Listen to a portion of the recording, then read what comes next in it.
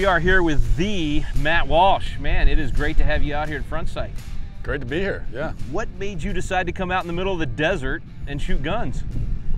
It just sounds viscerally appealing, doesn't it? Being out in the desert and shooting guns. I've been a Second Amendment advocate for forever, and I've always liked the idea of owning guns and people being able to protect themselves, protect their families. But I haven't taken the time to actually become proficient in it myself, and I realized that's something I needed to change. You know, it's great if you grow up with it and you grow up and you grow up learning guns and learning how to shoot, but then if you don't, at a certain point as an adult, you have to say, okay, I'm gonna make the decision now to actually learn this skill for my own sake and for my family, especially as a man, as a father. So it's kind of what brought me out here. Well, that takes some humility and guts at the same time, right? Some courage and some humility, just to say, I don't know this, I need to learn this, right? That was not me. I came out just because my son wanted to come out. I was still like, no, I got this, I'll handle it. And then I realized what I didn't know and how much I needed to train. So just impressive, first of all, that you recognized I need this and I'm willing to go out there and do this. So did that work? I mean, do you feel like you've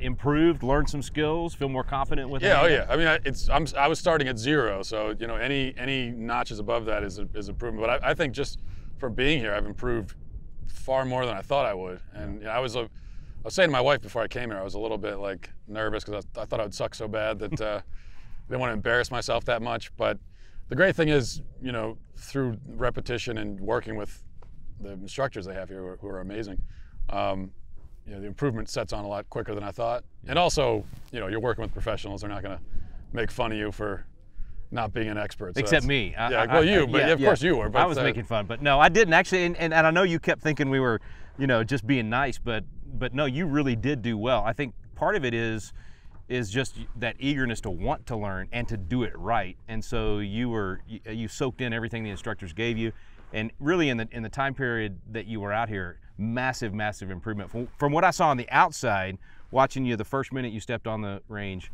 to the last minute was a huge improvement. Did you feel that internally? I mean, did you feel like your handling skills and everything took a leap forward? Yeah, it felt more natural. Even just the really basic fundamental stuff of loading and reloading, just, you know, because you got to start at absolute ground zero. And when you first start, all of that feels awkward. Because if you haven't really done much of it, then it just, the stance, everything feels, you know, you're not used to in your daily life standing that way, and holding an object like that. And even the muscle memory and the dexterity of everything, So you got to kind of realize that you're starting from ground. If you're like me and you're a beginner, you're starting at ground zero, you're building from there.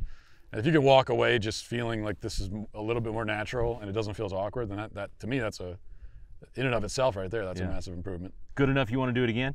Absolutely. Yeah, I want to get my wife out here. I want to get. Got to get some of the other Daily Wire people out here. Right. You know, that's the next. Except step. Knowles, you don't want. Well, not him. I was thinking. I don't know if he'd even be able to lift the gun, but he may not even be old enough to come on the range. Yeah, that's true. I don't know. It might not be.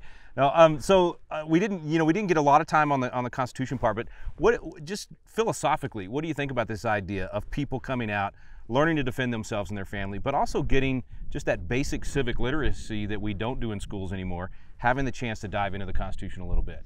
Yeah, well, I think that's great. It's just as important as learning, because that's the intellectual part, which is just as important, if not more important than the physical part. And you know, it's a big problem. We've got millions of adults, hundreds of millions probably, of Americans who don't understand. We talk about the fundamentals of firearms, but they don't understand the fundamentals of our nation, what it was founded upon, the ideas that it was founded upon, our history. You know, it's not that we all have to be expert historians, but we should at least know the basics of what our country is and why it is.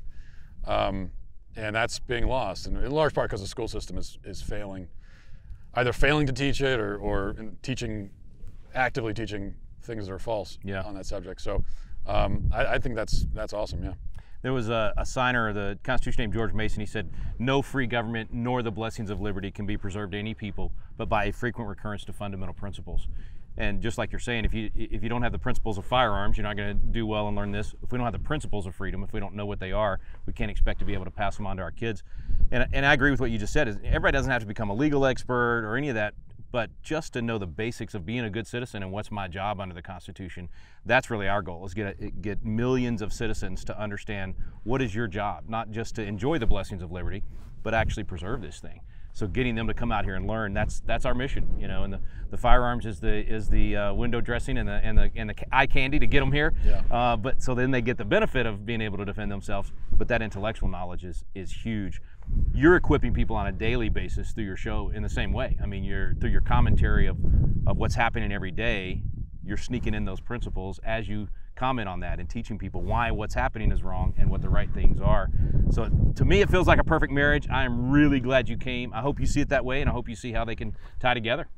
Oh, absolutely. I mean, this was a great experience. Like I said, a little bit of, I think probably for a lot of people, especially if you're a beginner doing something like this, you probably have some nerves going in. I know I did, but you get comfortable real quick. And especially when you realize that, you know, there's a lot of people out there who don't have the basics down, whether it's on the intellectual, constitutional part, or on firearms. But you gotta start somewhere. Otherwise, you're gonna, you know, live your whole life and never make the effort. So you got to make the effort, and I think this is a great place to do it. Well, if it helps any, if there were nerves, the beard never showed the nerves. I mean, that's why I keep it. This is my permanent face mask that covers everything. It's the perfect disguise, without a doubt. So what would you say to folks that are watching at home, that are thinking about it, even like you were saying, they may be thinking, I don't know, I've never done anything like that. How would you encourage them to come? You got to take the first step. I think the hardest thing is just to commit to say, okay, I'm going to go do it. And then once you make that commitment, and you know, you get in your car, you drive up here, you get on a plane, however you're going to get here. Once you get down here, I think it all, at least for me, almost right away, I thought, okay, I'm glad I'm here. I'm glad I came. And then the rest of it, you know, there's the hard work of putting in the repetition and learning and sitting in the classroom. But it's also a lot of fun. I mean, it's hard. Sometimes it's gonna be hard for me to have. If I can have fun doing it, then that's the way. I guess that's the way I pitch it. If I had fun out here, then I think anyone can. So I think I saw you smile a few times. Yeah, I mean, we won't tell anybody. It'll be our secret. But there might have been one or two. One or two. You know, could have been just grimacing or what, but I don't know. But it is just a lot of fun, and it's, if you can have fun and you can also, and you're learning really important skills. Yeah. At the same time, it's, you know, a win-win situation. Did you, speaking of the fun part, I was intimidated by the idea of, you know, I haven't been in the military. I was afraid I was going to get here. It was going to be like a drill sergeant situation. Yeah. And it wasn't. Speak to that a little bit, just the experience with the instructor and the patients and the you know, just the way they teach here. Yeah, I'm kind of blown away by the instructors. I mean, my instructor was great, because the patience it takes, I think, I can imagine if these are all experts here, and they've been doing this forever, and to be an expert at something, and you're trying to teach to someone who's starting at ground zero, and you go through those repetitions of these things that you know so well, it takes a lot of patience. I don't know if I would have the patience to do that. I know I wouldn't. Yeah, I'm actually quite certain I wouldn't, but yeah, incredible patience, you know, and just gives you that sense of comfort. Yeah. Right away. And they see all the little things that help us, you know. Yeah, that's the one thing. I was impressed just to have an instructor standing 5 feet away, and he can, if you twitch your finger wrong or if you're looking where you're not supposed to look, he notices all that. Yeah. And those are the little, they seem little, those are the little things you need to become aware of yourself so you can get better. Two of the things that the class builds up to prepare you for. The first one, going through the simulation house and the scenario. What was that like, actually clearing the house, dealing with a situation that you trained for? Yeah, that was it was a combination. It was a lot of fun. Also a little bit, it feels more real when you're in there, so it's a little bit nerve-wracking as well. But it's a great way to start applying the skills that you learned. Yeah. And you know, I went through and I killed the bad guys. I didn't kill any of the good guys. No, that's what I asked you when you came out, right? All the good guys alive still? Yep. Bad guys dead? All right. Hey, man, that's 2 thumbs up all the way. Last thing, for me, the most powerful part of going through the course was at the end doing the hostage situation with my wife's name written on the target. You did that, and you saved your wife. What was that like? Were you able to mentally even enter that moment of, hey, this is what I'm training for? And yeah. It does just make it, even though it's just a name on a target, it makes it more real. Especially when you think that, you know, something like this could happen in real life, you never know. Yeah. And so when you start putting yourself in that mindset, it definitely brings all this stuff into reality for you. And but yeah, I texted my wife right after and said, I just saved your life, so you're welcome. So she'll let you come back now. Yeah. And she can hopefully come with you and train. Yeah, that's what I'm hoping. You'd be surprised, man. We have more women than men that come with us.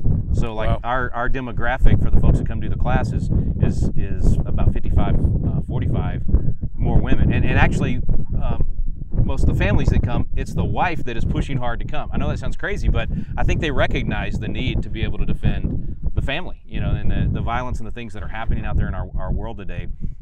They know. So I'd love for her to come with you. I think y'all have a great time. We have great family time when we come out here. But when you show her that target, how many times you saved her life? Yeah, she's got to. Say more of this. Yeah, yeah. Good stuff. All right. Anything you want to add about just the experience or whatever? Well, again, I would just encourage people to, I mean, you said that more women than men that come out. That kind of doesn't surprise me in a way, because I think maybe there are a lot of guys that are kind of like me, and they feel like, well, I should already know this. Right. And you know, it's kind of embarrassing that I don't. Well, there's no reason to feel that way, you know. And they don't make you feel that way when you're here. Not even for a second. Yeah. So whether woman or man, doesn't matter. Come out, and you absolutely won't regret it.